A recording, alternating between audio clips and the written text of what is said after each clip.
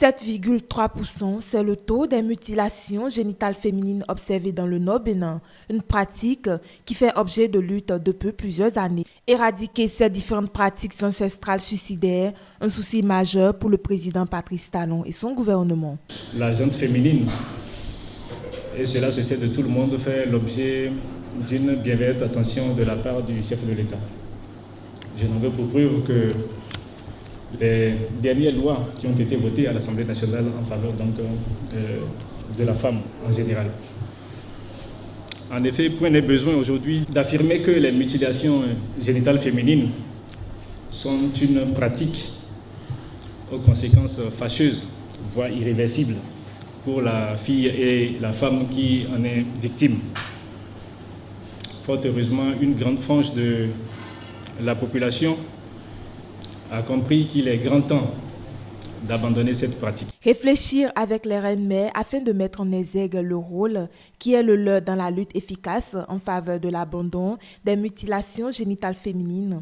C'est l'objectif visé par CUSO International et le projet Femmes engagées pour la dignité humaine, Fedi Djirima. Les rois ont pris des engagements pour lutter contre l'excision, contre les mutilations génitales féminines. Les rois font leur travail, mais également nous devons engager les reines-mères suffisamment.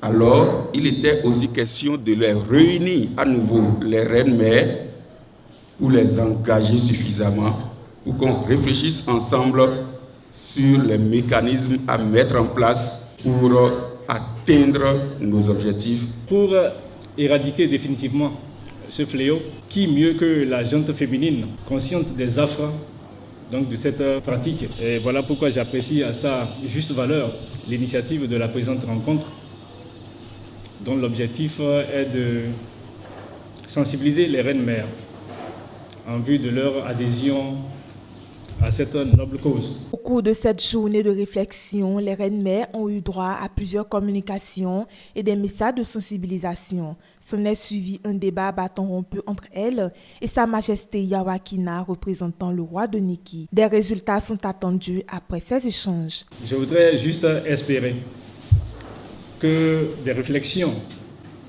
de ce jour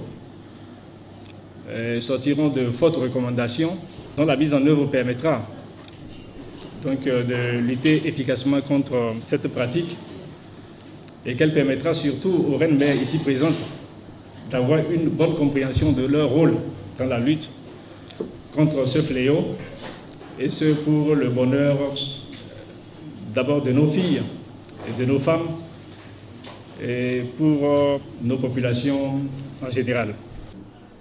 Alors, chères reines-mères, nous vous invitons à vous engager avec nous, à vous engager à nos côtés, afin que d'ici l'année prochaine, en revenant encore, qu'on puisse dire qu'on a fait un grand pas en matière d'élimination des mutilations génitales féminines dans nos localités. La journée de réflexion du 24 mars a eu lieu avec les bénédictions de la reine-mère Nyonkogi de Niki.